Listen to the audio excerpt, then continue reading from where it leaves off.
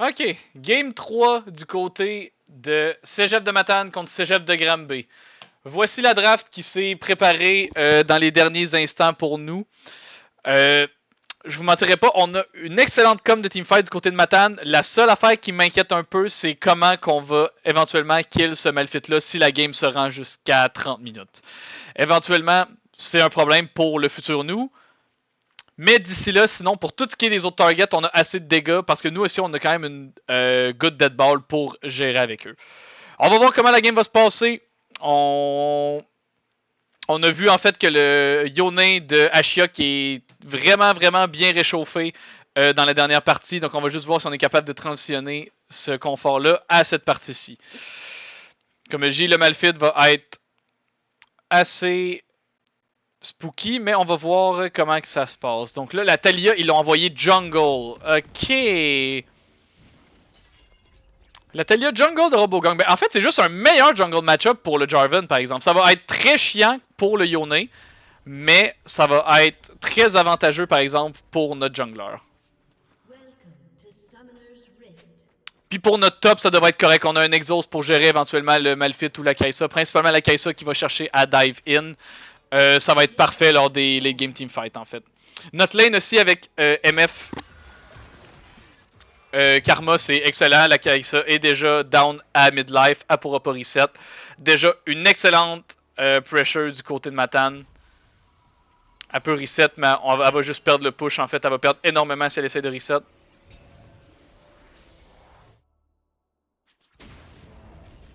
Du côté d'Ashia, on est allé déposer une ward très deep dans le jungle pour savoir où est-ce que Talia commence. J'aime beaucoup cette décision-là du côté d'Ashiok, surtout qu'on est unpunished carrément pour le faire.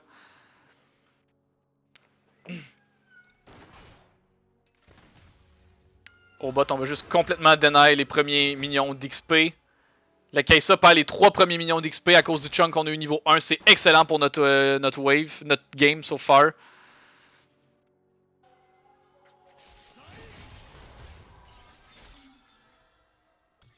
Bonne pression d'appliquer du côté de Nathaniel.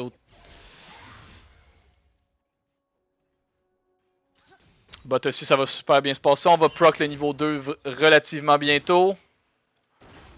La Kai'Sa a toujours aucun CS de collecter. Mais remarquez, il en reste 8 à collecter sur cette wave-là. Donc elle va pouvoir en récupérer la plus grosse partie. Peut-être pas dans l'intégralité, mais elle va en récupérer beaucoup quand même. Excellent Mantra Q de Lipsoric. Excellent poke encore du côté de Z-Crow.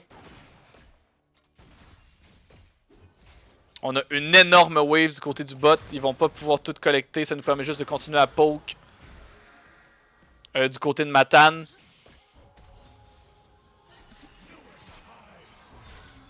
Le Malphite qui a de la difficulté avec son CSing au mid. Il y a juste 6 CS de récupérer contre 16 du côté de Ashiok. Sinon, du côté du top aussi, ça se passe super bien. Jusqu'à maintenant, la wave est even. On a un combat summoner supplémentaire si jamais il y a des shenanigans qui se passent de ce côté-là. Donc, je voudrais que so far, life is good. La Kai'Sa, c'est ça, récupérer quand même un petit peu des CS par exemple. Là, avec le poke va commencer à se faire sentir. Du côté de Matane, on a toujours nos potions, on a toujours nos summoners. L'avantage d'XP principalement qui est énorme.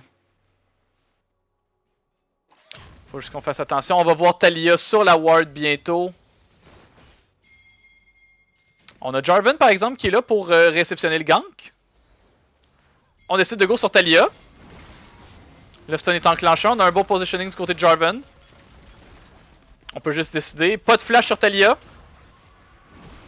Plus de flash du côté... Ok, fait que plus de flash du côté de Leona, plus de flash du côté de Talia. Et en plus, on a récupéré le crab du côté de Jarvan. C'est très huge. Du côté d'Ashiok, encore une fois, on applique énormément de pression. Le Malphite a presque plus de mana. Puis on a essentiellement 20 creeps d'avance du côté de Nathaniel. First Blood du côté de Matane. Est-ce qu'on... La Talia a tenté de regank le bot? Ou c'est juste... On a été très patient du côté... On pensait qu'on avait reset.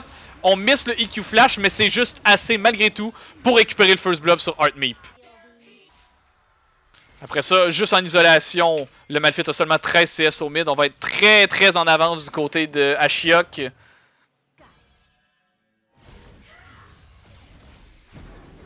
Après ça, Exhaust du côté de la Sejuani. Proc le stun. La Poppy essaie de faire tout ce qu'elle peut. Elle fait juste flash out, mais le flash qui suit du côté de Will. 2 kills du côté de Matan. Good! Bien joué. Je vais essayer de pas trop sacrer pour ceux qui regardent la VOD. Je suis juste très heureux des succès de mon équipe. Ok, gros fight aux côtés du bot. La Kai'Sa est obligée de flash out. Plus de flash, plus de barrière. Donc, plus aucun summoner du côté de la bot lane. Avec un avance de 15 CS qui va se tracer entre Zekro et Lipsoric. Entre Zekro et Matteo, pardon.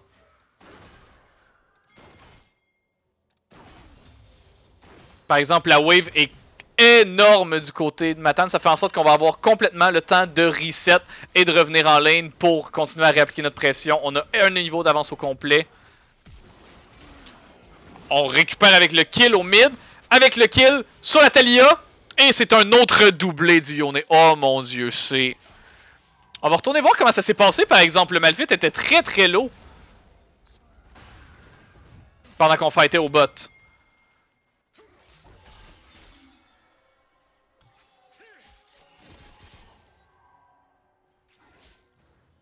C'est le insta level up. Ok, le niveau 6 de Yone. Le EQ qui connecte. EQ. Le ult qui miss. On réceptionne avec le shove de Taliyah. Mais après ça, qui se fait punish par Sky qui est là pour réceptionner le gank. Et c'est un autre doublé pour Yone. Malphite va être complètement en dehors de la game. Mon Yone récupère 2 plates. Il va pouvoir reset. Il a son Vamp Scepter. Il va perdre l'équivalent d'une wave, mais c'est correct, somme toute, parce qu'après ça, il récupère une plate ici. Le Malphite a tenté un roam qui n'a pas du tout fonctionné du côté du bot.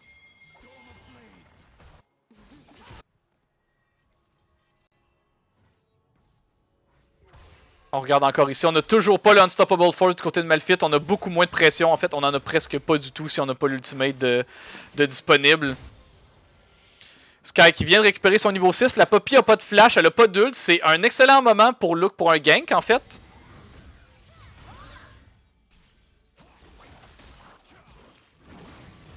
On peut juste la trap avec tous les dégâts qu'on a. On a peut-être même pas besoin d'utiliser l'ult du côté de Skynat. Magnifique. Excellent punish du côté de Matan. Pendant ce temps-là, ça continue à fight au bot.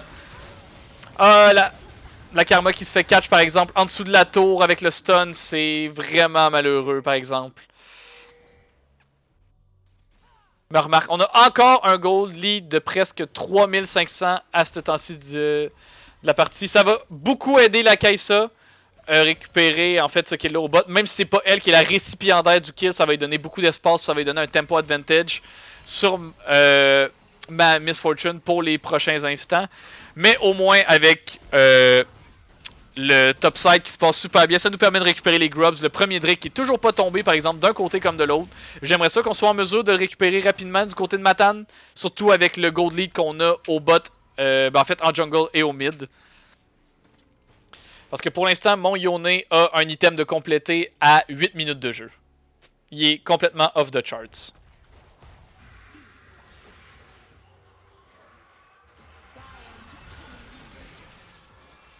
Le Malphite va devoir retourner à sa base à l'instant même. Il va encore perdre une wave et des plates.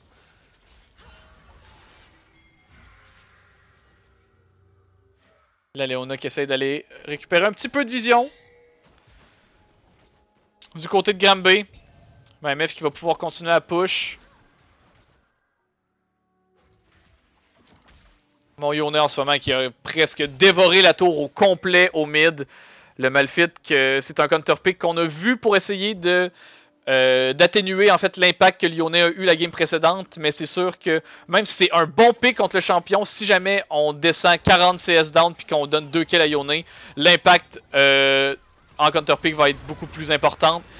Excellent wombo combo aussi du côté de Matan, le ult de Leona qui miss, on essaie de go back in avec la Taliyah, on fait juste retourner dans les bras de Matan pour récupérer le Drake, et c'est un autre doublé pour Matan, un 2 pour 0.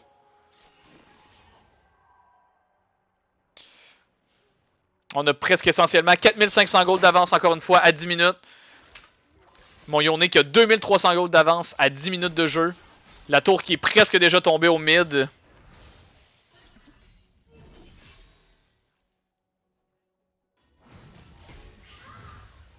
Le Poppy counter pick. Si on se rend vraiment plus tard dans les teamfights, je ne mentirais pas par exemple qu'ils ont des champions qui ont le moyen de contrer les nôtres. En fait, Poppy est excellent contre Yone, contre Jarvan, contre Sejuani. Mais par exemple, avec le nombre de gold qu'on a d'avance pour l'instant sur les contreparties de Granby, va faire toute la différence.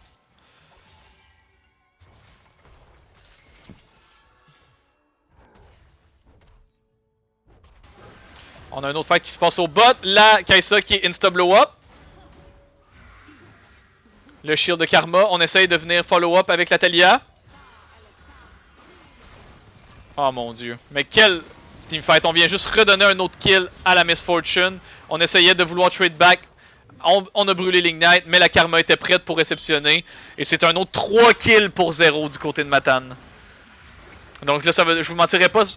Si vous êtes fan de Granby, ça va être très difficile de croire à partir de ce play-là. Parce que là, toutes les lanes commencent à s'effondrer. En fait, peu importe où est-ce que je regarde, je vous dirais que même au top, il y a un avance de CS conséquent. La Taliyah a été capable d'avoir aucun impact. C'est un champion qu'il faut qu'il soit super à aide dans la partie pour avoir un impact conséquent. Mon Yone a principalement 3000 gold d'avance sur le Malphite à 11 minutes de jeu. Je veux pas dire que c'est terminé, mais ça va être très très difficile pour Granby de trouver une façon. Ils vont devoir en fait commencer à grouper à 5 dans les side lanes puis essayer de catcher des membres hors position du côté de Matan.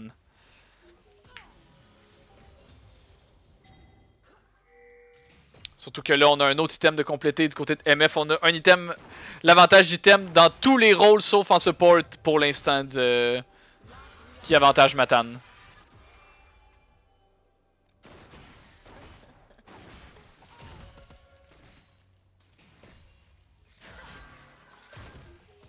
Faut juste être vigilant parce que là, le Malphite, c'est justement, il y a un travail à faire, puis c'est juste de s'assurer de peut-être donner des kills à sa Kai'Sa. Puis c'est possible avec le Unstoppable Force, le Solar. C'est le Solar Flare? Ouais, le Solar Flare et le Killer Instinct qui sont up. Ils ont moyen de peut-être burst down une personne si jamais ma Karma est pas prête à réceptionner l'engage et les dégâts. C'est principalement ça, par exemple, leur problème en ce moment, c'est l'absence de dégâts. Le Malphite a aucun item offensif. La Kai'Sa a seulement un item. Mais MF a un gros item défensif aussi avec la Bloodthirster. 8000 gold d'avance, 12 minutes pour Matan. Premier Drake de sécuriser, 3 Grubs. Interruption du ult de Poppy. Ça flash du côté de Poppy. Est-ce qu'on est capable de réceptionner le kill en solo kill du côté de Will?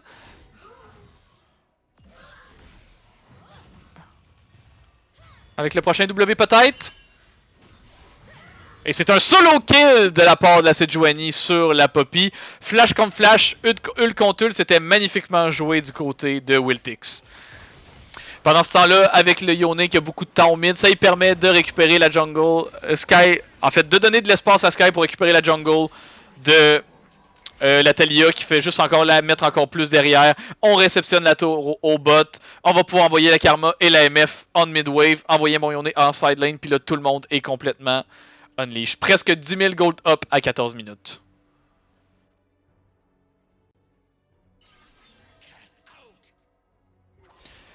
Là, le temps de jeu va ralentir un petit peu. On va regarder par exemple dans 50 secondes. Le prochain dragon va être disponible pour une des deux équipes. Rendu là, ça m'étonnerait par exemple que Granby décide de contest. Si jamais on est prêt à peut-être donner jusqu'à la Cloud Soul, ça va peut-être être... en fait la Soul, pardon, je ne sais pas encore si c'est la Cloud.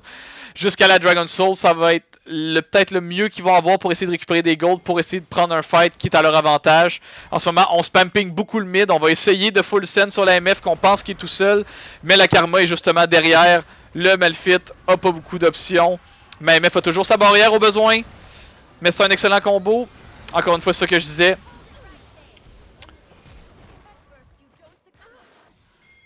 La façon pour Granby de revenir dans la partie, c'est avec justement en envoyant plusieurs personnes. Puis on voit qu'ils sont capables de le faire. On était presque 10 000 gold up, mais si ma MF a pas de flash, faut rester très vigilant du côté du Unstoppable Force. Et avec tout ça, ça permet à Granby de récupérer un Drake. Donc c'est une bonne nouvelle pour les fans de Granby.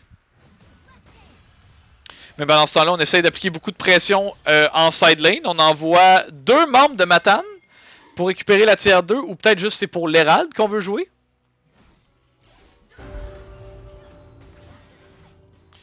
Mais en tout cas, bien joué à Granby. Ils ont trouvé un bon moment pour faire leur play. Puis le Malphite a son premier item avec des bots augmentés.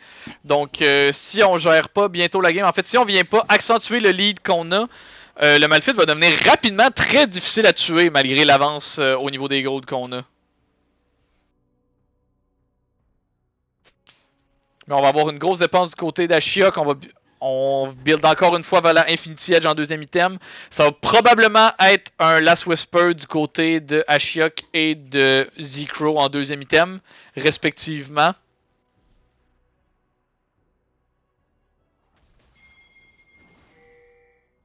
Mais tant qu'on est capable d'isoler le Malphite en side lane, il ne pourra pas retenir le Yone pour l'instant. On va pouvoir continuer à appliquer de la pression avec la Karma et la MF.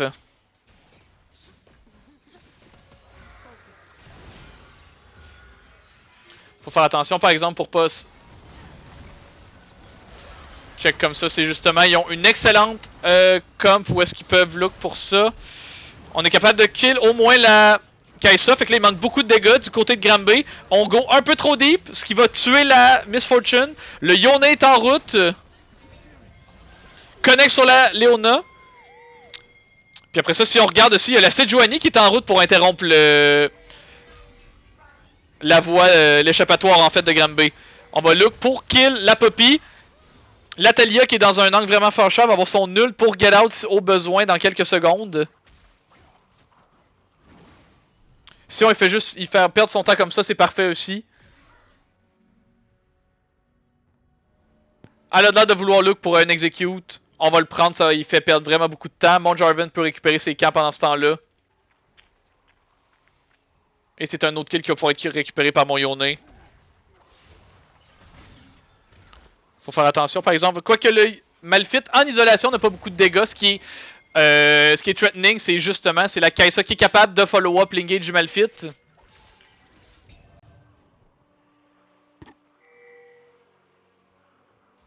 Fait qu'il va juste falloir qu'on soit prudent du côté de Z-Crow pour garder son nul pour l'Unstoppable Force pour un teamfight qui peut être conséquent. On a récupéré presque en avance de 10 000 gold du côté de Matan. Par exemple, notre soul a été ralenti, ce qui est un petit peu plus fâcheux.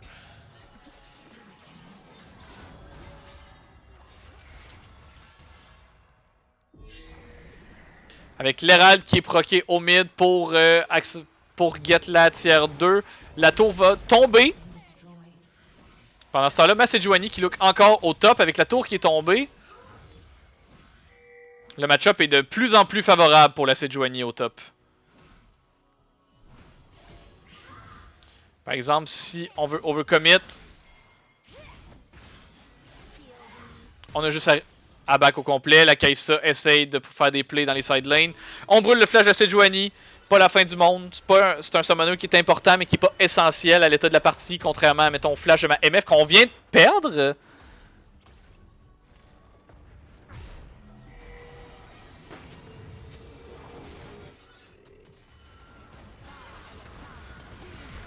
Parce qu'on fait un greedy back du côté de Matan.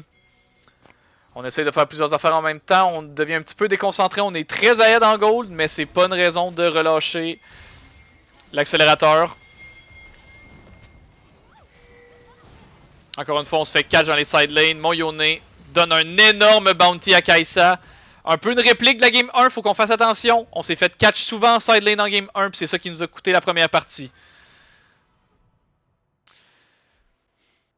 Et le récipiendaire du bounty est la personne qui voulait voir Mateo avec un gold avec un bounty de 800 de récupérer sur Kai'Sa qui vient complètement le remettre dans la partie. Encore une fois, beaucoup de membres de Matan qui sont très en avance, mais la Kai'Sa qui va récupérer son deuxième item va commencer à pouvoir faire beaucoup de dégâts conséquents à mon Jarvan et à la Sejuani. Donc là, on va pouvoir récupérer le deuxième Drake du côté de Matan. Je crois pas qu'il va être contesté.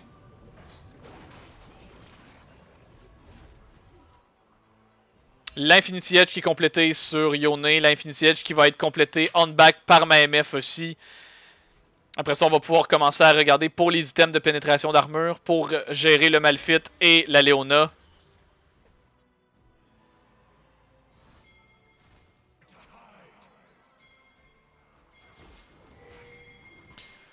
Et malgré le gros déficit de gold, on est quand même assez confiant pour Granby de vouloir commencer un fight.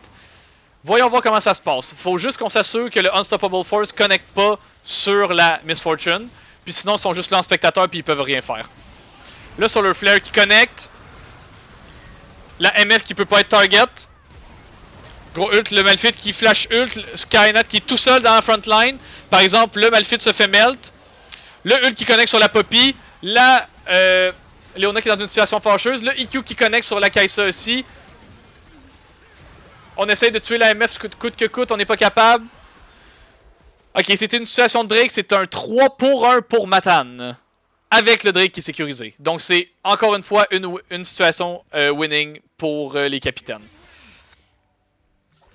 Et encore là, on a utilisé beaucoup. On a utilisé le Flash Ult de Malphite. Par exemple, le truc important à tenir compte, c'est que la Kai'Sa n'a utilisé aucun de ses summoners et n'a pas utilisé son ult non plus. Et malgré tout ça, malgré que la Talia a eu un petit peu plus de difficultés en early game, elle est quand même rendue à 2 items de compléter au complet aussi. On va respecter l'overextension du côté de Nathaniel. Il look pour chase vraiment deep.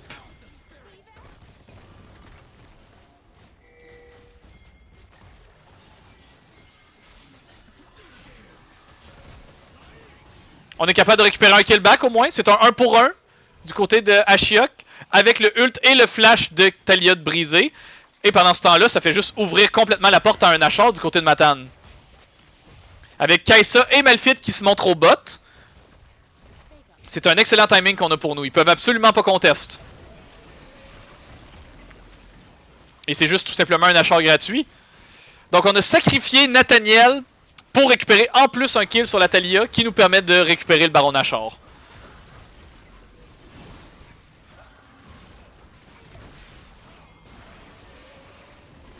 La Poppy qui essaie de s'avancer mais qui peut absolument pas contester. Encore une fois, une grosse injection de gold. Il va falloir qu'on regarde par exemple la Kai'Sa qui get un autre objectif bounty qui est rendu essentiellement égal en gold avec la Miss Fortune. Donc en ce moment... Oh.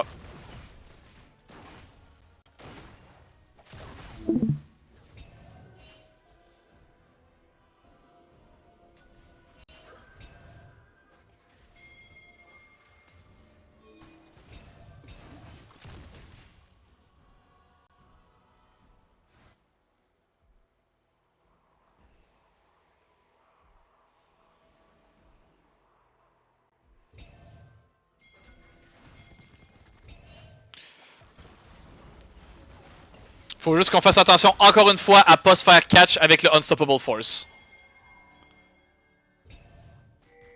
Ça ping beaucoup, on join. On connecte sur Matteo. Il se fait insta-blow up. La Poppy qui se fait one-shot avec le ult de MF.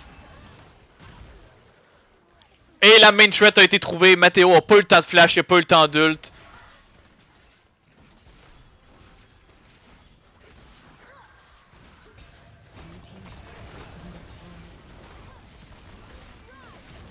Est-ce que ce serait par hasard le dernier push du côté de Matan? On commence à avoir beaucoup moins d'outils. Tout le monde connecte sur la Talia. Et Matan trouve le teamfight parfait. Et malgré que Granby a redonné des signes de vie, malgré un early game difficile, Matan remporte leur première série 2-1 contre le cégep de Granby. On s'en va en ronde 3 des séries. GG well played à Granby qui ont donné un excellent fight.